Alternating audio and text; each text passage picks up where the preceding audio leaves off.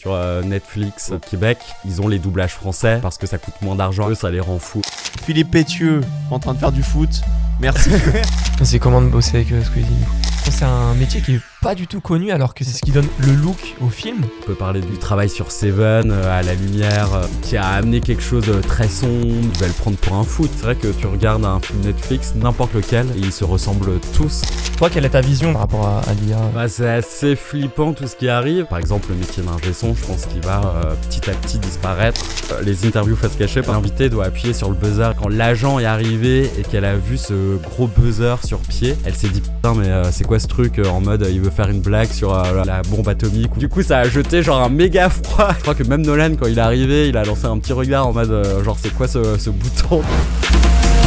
Aujourd'hui un épisode spécial puisqu'on reçoit notre premier invité. Donc je vais faire une petite présentation de toi Lucas si tu veux bien. T'as 30 ans et après des études à l'ESCP Europe, t'es devenu réalisateur, producteur, scénariste. Alors l'ESCP Europe, je sais pas ce que c'est. Ok.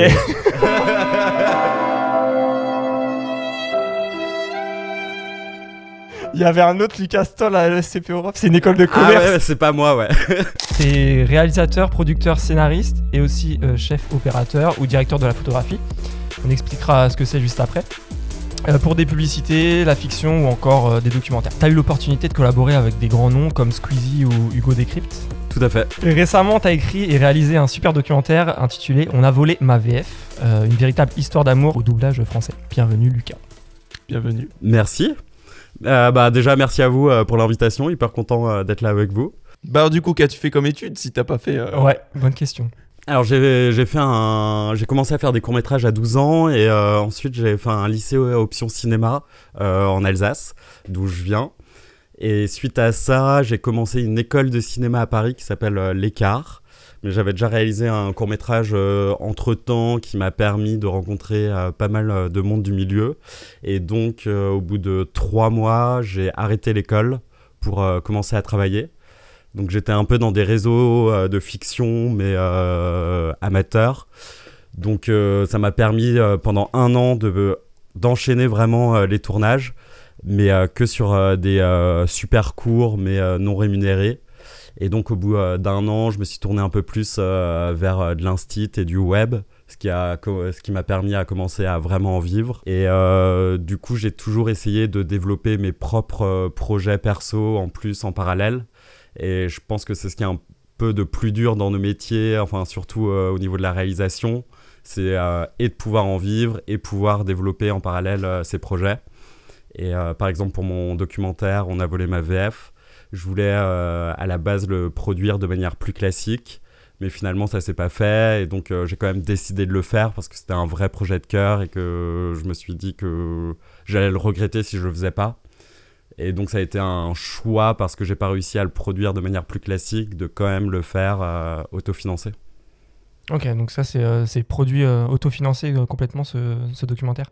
Ouais, on a quand même eu en dernière minute une aide du CNC Talent, qui est une aide réservée aux youtubeurs que tu peux demander à partir de 10 000 abonnés sur ta chaîne. Et donc là, on a demandé le maximum qui était de 30 000 €. Donc on a eu cette aide-là du CNC et le reste, c'est financé sur fonds propres. T'as une attache à la VF vraiment particulière depuis ton enfance Est-ce que c'est toi qu'on voit au début du documentaire, on voit un enfant qui regarde la télé? Est-ce que c'est une représentation de toi en tant qu'enfant devant ces superbes VF hyper classique comme Retour à le futur Je pense que comme la plupart des gens, j'ai grandi avec... je me suis toujours intéressé au cinéma et donc avec ces films cultes et j'ai grandi forcément avec la VF sans me rendre compte qu'il y avait des personnes derrière qui faisaient ces voix-là. Et c'est en 2012, donc quand j'ai fait mon premier court-métrage qui m'a permis de travailler ensuite, qui s'appelait Les boules de Noël d'Erotoman. J'avais besoin de voix off pour le court-métrage et c'est le scénariste qui m'a dit mais pourquoi on contacterait pas des comédiens de doublage? Et on a contacté à ce moment-là Richard Darbois, la voix d'Harrison Ford, Daniel Beretta, la voix de Schwarzenegger et Mike Dara, la voix de Whoopi Goldberg, sans trop y croire. Et en fait les 3 nous ont répondu tout de suite en disant mais carrément, avec grand plaisir. Et donc c'est à partir de vraiment ce moment-là où j'ai commencé à m'y intéresser un peu plus et à découvrir les personnes qui se cachaient derrière ces grands acteurs américains. Et ensuite, suite à ça, ouais, c'est en 2014, donc 2 ans plus tard, où j'ai fait un autre court-métrage en tant que chef-op avec Patrick Poivet. Et j'étais là lors de l'enregistrement, du coup, et tout. Et suite à ça, on allait boire des coups avec lui. Il nous a raconté tellement d'anecdotes sur le doublage, que je me suis dit qu'il fallait à tout prix en faire un documentaire parce que je trouvais que c'était un monde fascinant. Et en fait, c'est des personnes qui font vraiment partie de nos vies sans qu'on s'en rende compte. Et d'autant plus qu'il y a une dizaine d'années, on parlait quasiment pas du doublage, en tout cas pas comme on en parle aujourd'hui. Et c'est ça qui m'a donné vraiment l'impulsion d'écrire et de faire ce doc. J'avais une question du coup par rapport au documentaire. Pourquoi le Québec utilise pas la VF? Question que je me posais. Pourquoi le Québec ont leur propre doublage et ils n'utilisent pas la VF? Alors ça, c'est un vaste sujet que j'aborde volontairement pas dans mon documentaire parce que... c'est pour ça qu'on te pose la question, justement. Parce que sinon, ça serait parti trop dans tous les sens. Et déjà comme ça, je trouve qu'il y a beaucoup de thématiques, beaucoup de choses. J'avais hésité au début de parler vraiment du doublage de manière encore plus générale. Et en fait, je me suis rendu compte que c'était impossible. Mais en 2019, je suis allé 1 mois à Montréal et donc j'en ai profité pour rencontrer un comédien là-bas et il y a une vidéo justement sur ma chaîne qui en parle. Et en fait, c'est assez intéressant. Je pense que le doublage a toujours existé chez eux aussi. Et en fait, de ce qu'ils me disaient, c'est qu'ils ont aussi leur propre vocabulaire, leurs propres mots qui pour eux est hyper important et ils s'y retrouvent plus avec un doublage québécois qu'avec un doublage français. C'est limite une autre langue, quoi. Ils comprennent pas le français comme nous on le parle, ici. Et je pense que c'est hyper culturel chez eux aussi et c'est pour ça qu'ils ont encore leur propre doublage, même s'il y a plein de combats, parce que par exemple sur Netflix au Québec, ils ont les doublages français. Je pense que parce que ça coûte moins d'argent à Netflix d'acheter un seul doublage plutôt que 2. Et donc eux, ça les rend fous aussi parce que... ils ont leur propre doublage, mais qu'ils ne retrouvent pas sur les plateformes là-bas, quoi. Et dans le documentaire, tu abordes aussi le danger par rapport à l'intelligence artificielle. J'ai l'impression que c'est un axe hyper important dans le docu. Et toi, quelle est ta vision de la chose dans l'avenir par rapport à l'IA? C'est assez flippant tout ce qui arrive. Ça ne concerne pas que le doublage, mais c'est vrai que c'est eux un peu les premiers touchés. Mais c'est vrai que artistiquement, je pense que ça peut aller très loin et ça peut être très dangereux. Après, il y a aussi des outils qui sont super. Genre, moi, par exemple, pour le docu, j'en ai utilisé plein. Des IA, par exemple, tout con, mais qui te permettent de séparer sur une piste audio. Tu as de la musique et des voix. Tu peux enlever la musique et garder que les voix. Ça peut être hyper pratique pour le montage. Moi, j'ai utilisé une IA comme ça plusieurs fois pour mon montage. J'en ai utilisé plein d'autres, je sais pas, pour améliorer la qualité d'une photo, etc. Donc, tant que ça reste qu'un outil, c'est hyper cool. Après, je pense que ça va prendre une ampleur folle et ça risque de supprimer plein de métiers au-delà du doublage.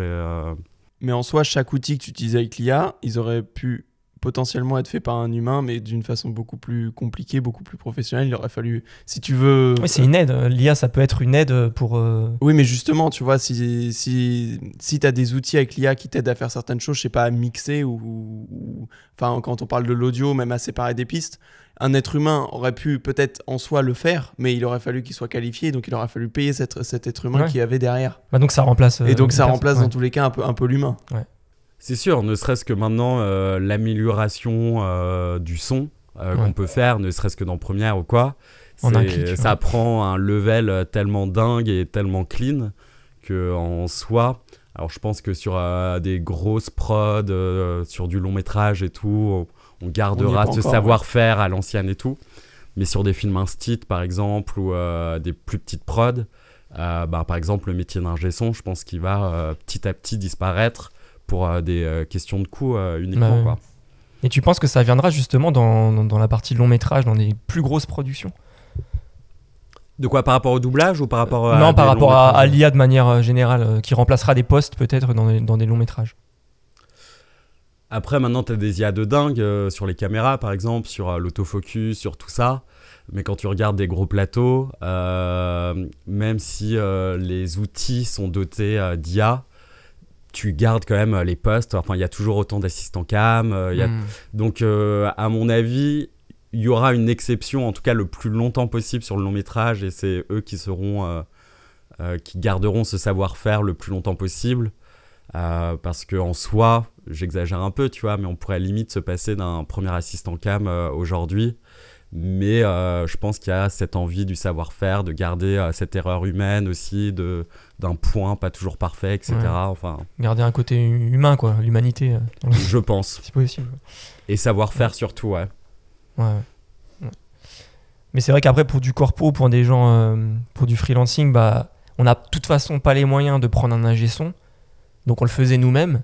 Donc c'est un plus quand même pour les gens, pour du corpo, pour des... Ouais.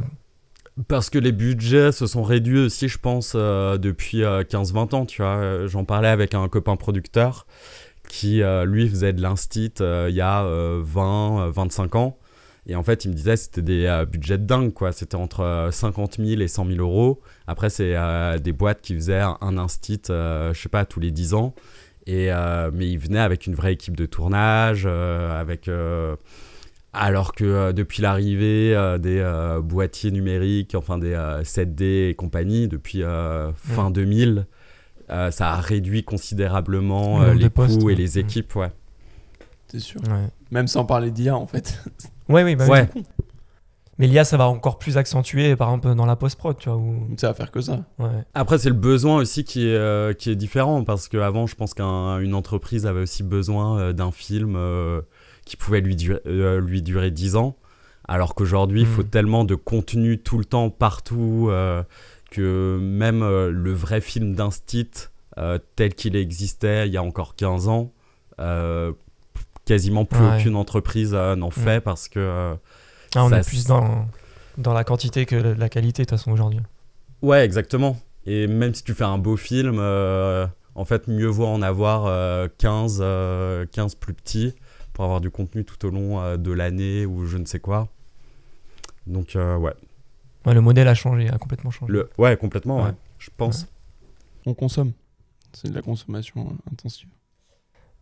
Est-ce que tu as des choses à ajouter sur le documentaire en particulier qu'on n'aurait pas... Des petites anecdotes. Ouais, des petites anecdotes. De tournage. Petite anecdote de tournage. Ouais, bah il y a des passages de fiction dans le doc. Ouais. On en parlait ce matin. Bah, on en parlait, on disait que c'était fou. Au début, je pensais que c'était un extrait de film, et en fait, non, t'as vraiment tourné. Non, c'est trop, trop propre. C'est super. Puis Philippe Pétieux en train de faire du foot. Merci. Juste merci. Ouais, je suis trop content qu'ils aient joué le jeu, parce que ça, c'est... Du coup, le documentaire a mis beaucoup de temps à se faire. Il a mis quasiment 10 ans, parce que je l'ai repris seulement... Enfin, le documentaire tel qu'il existe aujourd'hui, j'ai commencé à le tourner en mars 2023, donc il y a un peu plus d'1 an. Mais j'ai écrit vraiment le doc à 80%, coécrit en 2014. Et du coup, ces scènes de fiction étaient là dès le départ. Et c'était un truc qui me tenait vachement à cœur. Et je suis hyper content que les comédiens aient joué le jeu, parce que je trouve que ça rajoute un petit truc en plus. Et ça me tenait à cœur aussi, par exemple pour la séquence de Sister Act, d'inverser le processus et d'avoir un comédien de doublage qu'on entend d'habitude, là le voir à l'image. Du coup, en fait, tu t'es renseigné vraiment en amont et tu as écrit quasiment le documentaire avant de faire les interviews. Tu les as pas interviewés, on va dire pas à la cam, pas à l'écran avant pour obtenir des informations supplémentaires. Ouais, bah exactement. En gros, en 2014, j'ai rencontré une boîte de prod avec qui finalement ça s'est pas fait, où je leur avais parlé de mon projet, ils étaient hyper emballés. Et c'est eux qui m'ont dit, bah tu sais, un documentaire, moi j'en avais jamais fait, jamais écrit, rien. Ça s'écrit, enfin en tout cas quand c'est pas de l'investigation et tout, ça s'écrit vraiment avant. Donc là, quasiment tout était écrit. Après, effectivement, genre pendant les interviews, t'as des idées de nouvelles choses qui viennent. Par exemple, moi, je pensais que l'âge d'or du doublage, c'était les années 80-90, parce que c'est vraiment l'époque... enfin, c'est les films avec lesquels j'ai grandi, et c'est mon époque, tu vois. Mais en fait, je me suis rendu compte, en interviewant les gens, qu'il n'y avait pas un seul âge d'or, mais plusieurs, en fonction de notre enfance à chaque fois. Et donc ça, par exemple, c'est un truc que j'ai réécrit et tout en étant confronté vraiment aux comédiens et en me rendant compte de ça grâce aux interviews.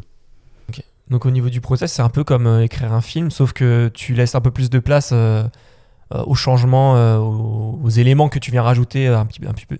Ouais, investigation. On dit toujours qu'il y a 3 écritures et c'est d'autant plus vrai en documentaire, tu vois, où en gros, t'as tes axes, t'as tes parties, tu sais où tu veux aller. Je savais que je voulais parler de la grève, je savais que je voulais parler de l'IA, etc. Après, t'es aussi dépendant de ce que te disent tes intervenants. Et après, tu réécris vraiment au montage en fonction de ce qu'ils te donnent, en fonction de leurs contradictions, en fonction de tout ça.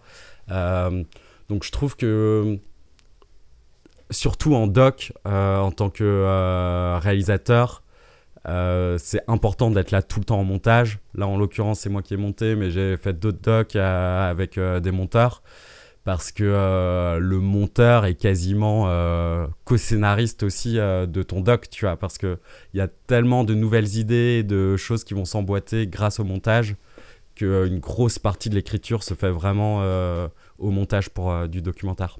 Ah oui, clairement, pour le documentaire. Tu transformes tout. Ouais. T'as vraiment tout fait sur ce docu, en fait? Parce que je savais même pas que c'était. T'as monté aussi, t'as fait le montage? Ouais.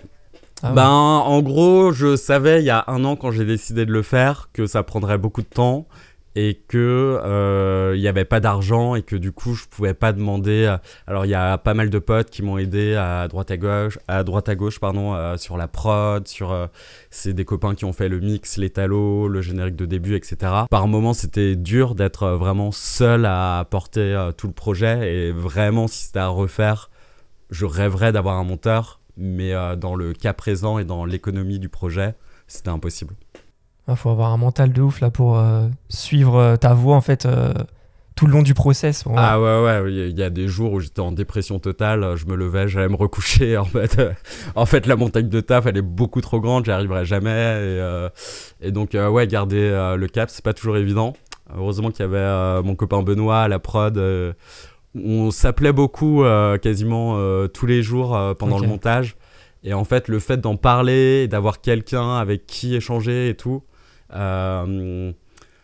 lui voyait pas le montage, mais en tout cas, le fait d'avoir une personne avec qui souffler, ça m'a fait genre énormément de bien sur la post-prod. Il dure combien de temps 1h50 1h50, ouais. 1h50, ouais, ça, on les voit pas passer. Ah, on les voit pas passer. Enfin, t'as gardé un rythme tout le long. Ouais, alors c'est assez marrant parce que la première version de montage faisait 2h06, donc un quart d'heure de plus. Enfin, ma première V1 vraiment. Et j'ai fait des projets tests à ce moment-là. Et le film paraissait beaucoup plus long parce qu'il y avait pas mal de sous-parties en plus. Et en fait, ça perdait trop le spectateur. Et le fait d'avoir enlevé plusieurs sous-parties et se focaliser plus sur des sujets un peu principaux, je pense que ça aide aussi vraiment. Bah tu vois, c'est génial de faire des projections tests comme ça, parce que du coup, ça t'a permis toi, alors que t'étais quasiment seul sur le projet, de prendre du recul. Et ça, c'est génial. On en reparlait hier, on est parti voir le dernier film de Kevin Costner, tous les deux, Horizon. Là. T'as été le voir? Tu l'as vu? Non, pas encore. Ok, ouais. Le film dure 3 heures, mais il n'y a rien qui est utile dans le film. Tout est en trop. Ça parle, c'est hyper contemplatif, mais ça raconte rien. Et du coup, les dialogues n'ont aucun sens et ça fait que de rallonger. Tu te demandes quand est-ce que ça va commencer et à la fin, tu te demandes quand est-ce que ça va finir parce que tu as envie de partir, tu vois. Ouais, il l'a fait comme un... j'irai peut-être pas le voir alors. Comme une série. Ah oui, là, tu l'as bien vendu. Là. Mais en fait, vu qu'il était allé au scénario, réal... il était peut-être la tête prod dans le guidon, aussi, quoi, ouais. Il était prod. Donc à un moment, en fait, t'as plus de recul et... Ouais, tu te rends pas compte si t'as pas de recul en fait sur ton propre projet parce que toi t'as vu le montage, enfin rien que le montage, t'as plus d'émotion au bout d'un moment, tu l'as vu 15 000 fois, tu vois. Je suis totalement d'accord. Je trouve qu'il y a quand même un truc avec l'expérience où t'arrives quand même plus facilement à te rendre compte et à prendre du recul. Et moi, ce qui était assez intéressant, étant donné que j'avais plein de casquettes sur ce doc, j'essayais de dissocier chaque rôle que je faisais. Parce que quand je montais par exemple la séquence de fiction, il y a alors ça va faire un peu mégalo ce que je vais dire, mais il y a le Lucas chef-op, le Lucas monteur, le Lucas réalisateur, et en fait le Lucas chef-op aurait laissé peut-être des plans un peu plus longs parce que esthétiquement ils sont vraiment cool et tout, mais le Lucas monteur se disait bah non, au niveau du rythme ça fonctionne pas, etc. Et donc le fait d'avoir pu essayer de me dissocier de chacun de mes rôles m'a vraiment aidé à la qualité du film. Je sais pas si c'est très clair ce que je dis. C'est hyper fort du coup de réussir à faire ça. C'est pas forcément recul, évident, mais ouais, et en fait ça t'aide à te dire d'accord, ce plan il est beau, mais en fait là ça plombe le rythme ou en fait ça fonctionne pas. Et donc il y a plein de trucs que j'aimais bien et je me suis dit bon, faut les enlever. Je sais que t'as un petit attachement particulier à ça, mais en fait ça fonctionne pas dans le rythme global, etc. Rapidement, je voulais parler de la distribution du documentaire. Est-ce que tu avais prévu dès le début que ce soit uniquement sur YouTube? Qu'est-ce que tu avais prévu? Qu'est-ce que tu as essayé? En fait, à la base, quand j'ai voulu le financer de manière plus classique, ça doit être un 52 minutes pour la télévision. Et on avait fait un dépôt au CNC, une aide à l'écriture, ainsi qu'en région. Et les deux nous ont répondu la même chose en disant que le projet avait l'air super, mais qu'on n'aurait jamais assez d'argent pour payer tous les extraits de films que je voulais mettre à l'intérieur. Et donc sur le coup, c'était un peu la douche froide. Et avec le recul, je pense qu'ils avaient complètement raison. Parce qu'il y a tellement d'extraits de films, de propriétaires différents, enfin à clearer un truc comme ça, je pense que c'est quasi impossible. Et donc quand j'ai décidé de le faire quand même, il y a un peu plus d'un an, je me suis dit, t'as plus de 10 000 abonnés sur ta chaîne, donc t'as quand même une mini commu, donc ça fait sens de le mettre là-dessus. Et puis surtout, tu peux faire le film que t'as en tête, en sachant que je savais dès le départ que je pourrais pas monétiser le documentaire. Mais en tout cas, j'ai vraiment pu faire le film que j'avais en tête en mettant les extraits que je voulais mettre et tout. Et ça, c'est cool parce que je pense que sans ça, le documentaire n'aurait pas du tout la même gueule. Donc, t'aurais dû faire des compromis, il aurait duré 1 heure de moins aussi. C'est pas négligeable. Complètement, ouais. Après, ça permet de développer. Enfin, tu vois, je pense qu'il y aurait eu plein de sujets qui seraient passés à la trappe. Il y aurait eu... par exemple, la présentation au début ou la partie sur le dessin animé, c'est des trucs qui auraient sauté, mais qui au final amènent quand même et puis permet de mieux connaître les intervenants. Peut-être la partie sur les films X aussi, ça aurait peut-être sauté. Ouais, ça à mon avis, ça aurait été le premier truc à jarter, ça. C'était hyper intéressant par contre, c'était hyper intéressant, j'ai trouvé ça... c'est vachement osé de l'avoir mis là, mais... C'est ta partie préférée, je crois. Non. Ça reste quand même la plus grande industrie au monde, le porno, donc je trouvais ça cool de quand même en parler, même si c'est une virgule, tu vois, mais... On va aussi parler un petit peu parce que je crois que tu as collaboré sur Qui est l'imposteur? Ouais, tout à fait. Ouais, ok, j'ai pas de... ça aurait fait... Ça, c'est moi, ouais. Je fais gaffe maintenant. J'ai réalisé le documentaire sur le GP2. J'étais chef-op sur le documentaire du GP1, donc les documentaires qui sont sur la chaîne de Squeezie. Et j'ai participé en tant que chef-op à Merci Internet aussi, ouais. Ok. Comment tu t'es retrouvé à bosser avec Squeezie? Comment... Alors il se trouve que pendant mon lycée justement, j'étais avec Théo Meunier qui est son monteur un peu historique sur les grosses vidéos et qui est passé réal aussi pour lui. Et donc c'est lui qui m'a proposé de me retrouver à bosser sur des vidéos pour lui en 2019. Donc ça fait 5 ans maintenant qu'on bosse ensemble. Voilà. Et c'est comment de bosser avec Squeezie du coup? Ça c'est la grande question. C'est comment et est-ce qu'il est sympa en vrai? Ouais. Donc ouais, il est sympa. Ouais, je suis sûr qu'il est sympa. Là pour le coup, j'ai pas de doute. Et non, en fait ce qui est génial, c'est que en 2020 il a monté sa propre boîte de prod avec Théodore Bonnet qui s'appelle Unfold. Et depuis, il crée beaucoup de gros concepts qui ressemblent quasi à des émissions de télé à chaque fois. Et donc, ce qui est vraiment génial là-dedans, c'est que chaque projet est hyper différent. Et donc, c'est à chaque fois genre hyper stimulant d'aller sur un tournage parce que c'est nouveau challenge. Et surtout, t'as pas l'impression de faire la même chose. Donc, ça, c'est assez moteur. Ouais. Parce que c'est vrai que ces dernières années, les prods YouTube, ça devient presque des prods de cinéma ou des prods de télévision, quoi. Ça s'est vraiment rapproché. C'est la nouvelle télé, de toute façon, on dit. Bah, je pense que c'est eux qui ont lancé un peu ça en France. Après, j'ai l'impression que je suis pas du tout le YouTube US, mais que c'était déjà un peu le cas là-bas. Et que donc, entre autres avec Beast. Et, mais oui, je pense que ils mettent la barre tellement haute que forcément il y a d'autres youtubeurs qui ont essayé de faire aussi qui font aussi des émissions, etc. Donc c'est intéressant de voir comment en fait le YouTube de manière générale évolue et Ouais, tu penses qu'il y a de la place pour tout le monde de toute façon? Bah moi je suis assez étonné par rapport à mon docu, encore une fois, tu vois, mais de réussir à faire autant de vues sur un format aussi long alors que j'ai à peine 10 000 abonnés, enfin c'est quand même c'est un truc de dingue, tu vois, donc Mais même la croissance que tu as eu juste après la vidéo Astérix, c'est un truc de dingue. Comment ça a ramené du monde, c'est fou.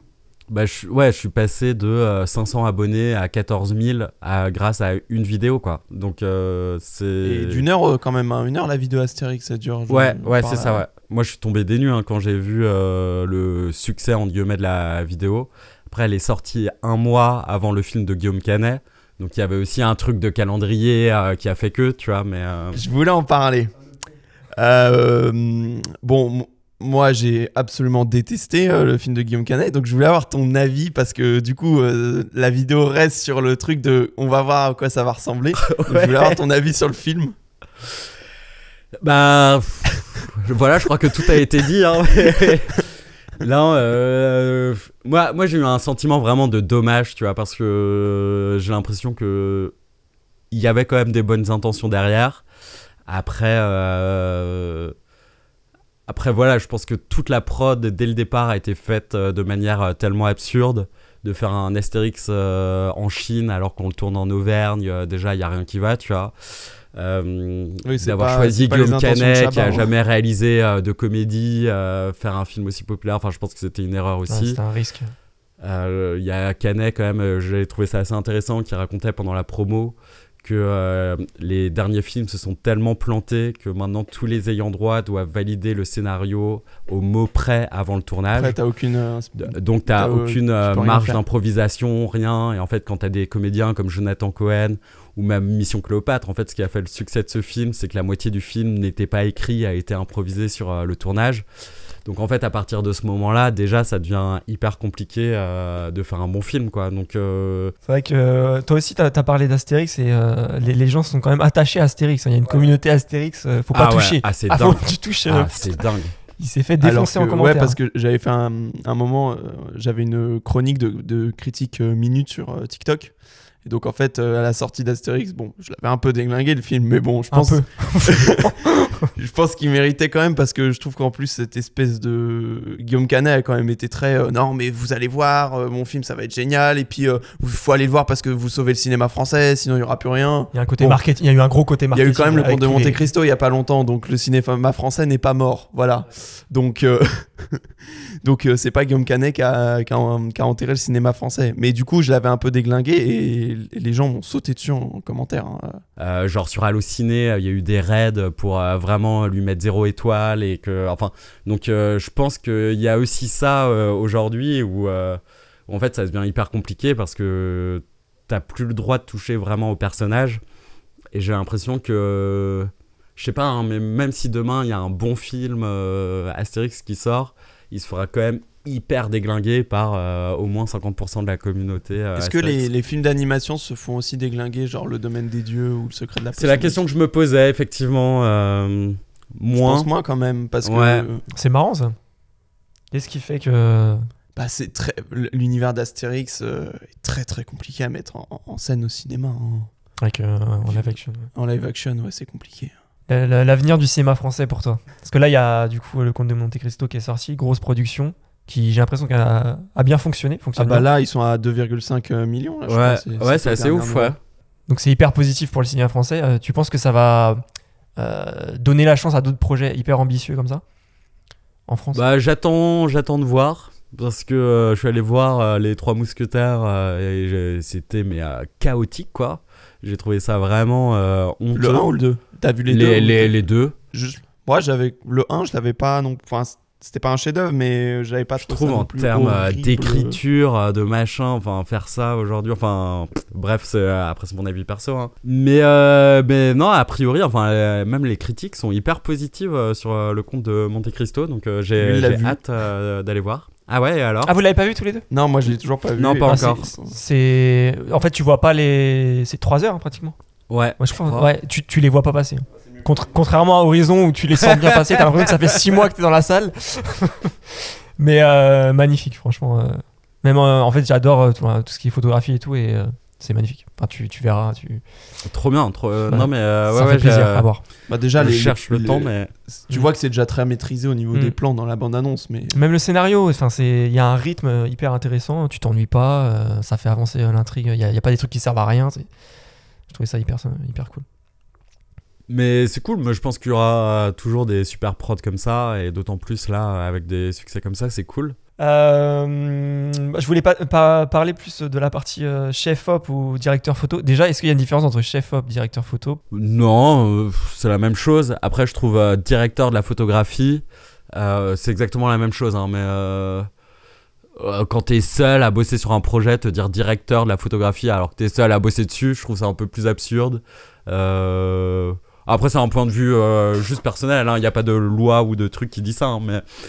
C'est vrai que toi, tu te dis plus chef-op, par exemple, parce qu'en général, t'es plus seul sur les projets, c'est ça? Non, ça dépend des prods. Je fais vraiment de tout. Après, c'est vrai que généralement, j'ai plus des petites équipes images quand je suis chef-op, parce que c'est des projets plus petits aussi, tu vois. Mais j'ai fait des projets aussi avec 10 personnes dans l'équipe image, donc Et c'est quoi ce métier? Parce faut qu'on commence par là, parce qu'il y a des gens peut-être qui savent pas ce que c'est. Tout à fait.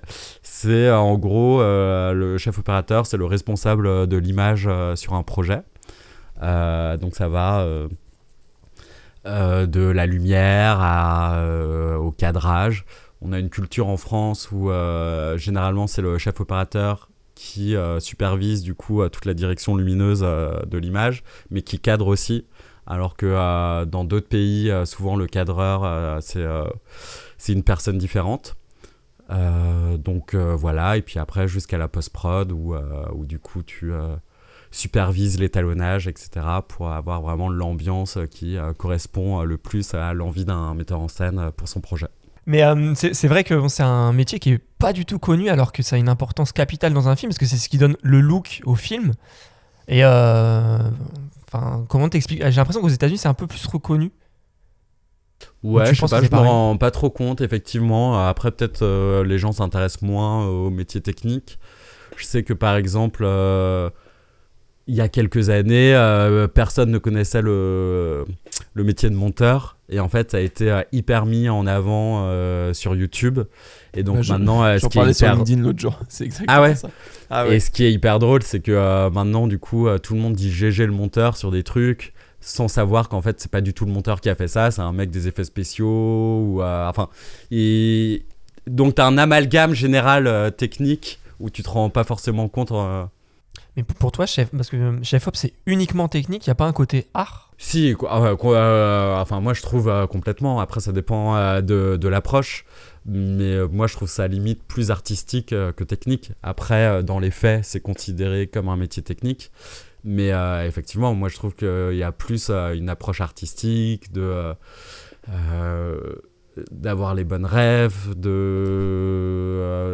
pour moi c'est vraiment un échange artistique à la base avec un metteur en scène, où on s'échange plein de choses, même des tableaux, des trucs, pour trouver une direction artistique, une direction lumineuse pour un projet, ouais. Donc il faut avoir de la culture pour être chef-op. On en parle souvent de ce truc-là, de la culture, et lui est moins dans ce truc-là. Vas-y. Ah putain, il me met dans la sauce. Parle de ton point de vue. Non, je pense qu'on peut avoir une vision sans avoir forcément... si par exemple pour un projet, on veut faire un truc très personnel, on n'est pas aussi obligé de forcément repiquer des tableaux, des trucs comme ça. On peut aussi avoir une vision. Enfin, je sais pas s'il y a vraiment de cadre à suivre. Ouais, je suis assez d'accord aussi avec toi. J'ai écouté en plus il y a pas longtemps une interview de je sais plus qui. mais d'un metteur en scène français, je crois. Enfin bref, je sais plus du tout qui c'est. Mais qui disait que c'était hyper dur de vendre des projets à des studios américains ou quoi, parce que eux, ce qu'ils veulent, c'est avoir un film référence en mode, mon film il va ressembler à tel film, tel film, tel film, et que quand tu veux faire un truc complètement nouveau, ils sont perdus parce qu'ils n'ont pas de référence, et du coup, ils veulent pas investir dedans parce que ça leur fait trop peur. Et je pense qu'effectivement, il y a des metteurs en scène qui ont vraiment apporté quelque chose de nouveau au cinéma et qui n'avaient pas forcément une ref en mode je veux ça, je veux ci. Peut-être on peut parler du travail sur Seven à la lumière qui a amené quelque chose de très sombre, de complètement nouveau. C'est Darius Khondji qui a vraiment révolutionné le métier de chef-op. Je pense qu'on devait le prendre pour un fou, tu vois, au début, en mode faut éclairer beaucoup plus, on peut pas faire des trucs aussi sombres. Enfin, il a su imposer sa vision, quoi. C'est ça qui est le plus dur face à l'industrie. Il y a récemment aussi Poor Things, je sais pas si tu l'as vu aussi. En français, c'est quoi ? Non, je crois que c'est le titre en français aussi. Non, Petite chose étrange, je sais pas quoi là. Créature. Ils l'ont traduit ? Oui, c'est créature, je sais pas quoi. Pour ah oui, ils l'ont traduit, oui, effectivement. Voilà, c'est du grec, créature, ouais. non, ça avait l'air exceptionnel. J'ai pas eu l'occasion de le voir, mais niveau dire photo, justement, il y a un parti pris incroyable. Ouais, j'ai trouvé, et je trouve ça cool qu'il y ait des. C'est tellement dur en plus aujourd'hui. On est tellement dans une culture de l'image. Il y a de l'image partout. Que réussir à se réinventer encore aujourd'hui, je trouve ça limite impossible. Et c'est vrai qu'il y a des metteurs en scène comme ça, je pense à Denis Villeneuve aussi, pour moi qui est un des plus grands metteurs en scène contemporains, parce qu'à chaque fois il arrive à faire des trucs visuellement dingues et nouveaux, et je trouve ça assez dingue aujourd'hui de réussir à faire ça. Ouais. Mais ça reste quand même des exceptions, il faut avoir un poids quand même pour pouvoir se permettre de le faire face à la prod, quoi. Je sais pas si c'est forcément qu'un poids, je pense qu'il faut avoir une vision avant tout, et que c'est aussi de plus en plus rare. Ah oui, d'avoir une vision, tu trouves ? Enfin, je veux dire, avoir une vraie vision originale et réussir à créer des choses complètement nouvelles aujourd'hui, je pense que ça devient de plus en plus rare. Après, ça fait peut-être un discours de vieux con, je sais pas. Oui, non, mais c'est vrai. Non, mais t'as raison. Et puis avec Netflix, avec le contenu, les films qu'on consomme de plus en plus, les séries qu'on consomme de plus en plus, peut-être que notre cerveau, par rapport à ça, au niveau de l'originalité, est habitué. En fait, c'est ça. Et puis, il y a tellement plus de contenu, de machin, alors des trucs très, très quali, tu vois, je dis pas le contraire. Mais avec des vraies révolutions en termes de mise en scène, d'image, etc. Je trouve que ça devient de plus en plus rare. Et en même temps, c'est logique parce que ça devient de plus en plus compliqué aussi de réinventer des choses. Mais il y a encore quelques exceptions, quelques metteurs en scène, quelques chefs-op qui arrivent à le faire. Et, ouais. J'ai l'impression que ces derniers films, on arrive sur un look de plus en plus naturel ces dernières années. Est-ce que tu es d'accord avec ça ? Est-ce que tu sens que la mode au niveau dire photo est plus sur un look naturel, dans le sens où on va plus utiliser les practical light, etc. Est-ce que tu es d'accord avec ça, de manière générale ? Ouais, je pense qu'effectivement, il y a un peu des tendances et des modes qui se dégagent. Et quand tu regardes des films des années 2000 ou 2010, enfin, tu as quand même une esthétique un peu générale. Je trouve que tu le sens. Et alors, c'est pas le cas pour tous les films, mais c'est souvent un peu le cas. Et puis, je pense qu'il y a un formatage aussi lié aux plateformes, où on t'impose tellement de choses et t'as... Alors, c'est difficile à expliquer, et même moi, j'arriverais pas trop à l'expliquer, mais c'est vrai que tu regardes un film Netflix, n'importe lequel, et ils se ressemblent tous, et t'as l'impression que c'est le même chef-op qui a fait le même film avec les mêmes installs, enfin c'est... Les mêmes cams... De quoi, pardon ? Les mêmes caméras, même limite. Enfin, ouais. Ils ont une liste, j'ai l'impression. Ça, ils ont une liste, effectivement, un cahier des charges. Mais malgré tout, il y a une sorte de formatage. Je ne saurais pas trop comment l'expliquer, mais... même déjà le truc tout con qu'ils obligent à faire un maximum de plans serrés et très peu de plans larges pour que quand on le voit sur téléphone, on ne soit pas perdu dans le cadre, quoi. C'est ouf. Mettre le côté l'art de côté pour la partie technique. Ah, mais c'est clairement ce que veut faire Netflix. Mettre l'art de côté faut juste créer du contenu à la chaîne pour continuer à... Après, tout est un peu cyclique, tu vois, donc je pense qu'on va en sortir à un moment. Ouais. Mais par contre, The Creator, je sais pas si tu l'as vu. Non, tu l'as pas non. vu, ouais. Non, je l'ai raté. En plus, je suis allé voir une masterclass. Comment il s'appelle de lui, du réalisateur. En gros, il racontait que il a fait du coup un Godzilla et Rogue One. Et lui, à la base, c'est un mec des effets spéciaux. Et il faisait les effets spéciaux de son premier film en slip dans sa chambre. Donc de manière hyper homemade, donc c'est assez drôle. Et que pour The Creators, il avait envie de revenir un peu à des prods plus légères et tout. D'où son choix d'avoir tourné en FX3 et avec des petites caméras comme ça et tout. Et je trouve ça hyper intéressant de se dire, bah voilà, j'ai goûté un peu à la méthode hollywoodienne, c'est cool et j'ai envie de revenir à des trucs plus petits, mais tout en faisant croire que c'est une super prod quand même. Ouais, et puis surtout qu'au niveau des lumières, je pense qu'il a pu être plus léger parce que vu la sensibilité du capteur de la FX3, il a pu monter. Du coup, ça fait un côté un peu plus docu dans l'image, quoi. Enfin, plus naturel en tout cas. Par rapport au docu que tu as fait avec du coup Squeezie sur Amazon, enfin que tu as été chef-op sur le docu, est-ce que tu as vraiment des différences? Est-ce que tu as travaillé directement avec Amazon ou il a été revendu après avec Amazon? C'est-à-dire, est-ce que tu as différence entre YouTube et Amazon en termes de travail? En termes de prod, ouais. Enfin, en termes de façon de travailler. Non, alors Amazon a financé. Après, ça a été une coprod entre la boîte de Squeezie et une autre prod. Et c'est Théo Bonnet qui est genre complètement incroyable dans sa manière de travailler et tout. Et il a un côté où il fait quasiment tout seul aussi, mais parce qu'il aime ça. Et puis là, c'est un sujet tellement personnel sur son meilleur pote et tout. Donc ça s'est fait de manière très homemade. Et je pense que c'était assez important aussi pour avoir cette ce vrai côté intimiste qu'on retrouve dans le docu, je trouve.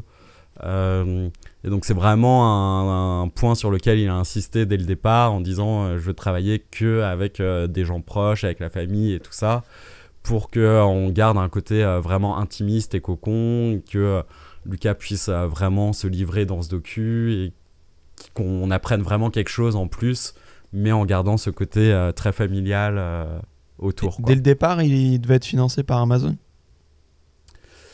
Je sais pas trop parce que le Théo Bonnet, du coup, il se crédite pas en chef-op dessus, mais c'est beaucoup lui aussi, c'est beaucoup ses images parce qu'il l'a suivi et il l'a filmé au quasi quotidien pendant 5-6 ans.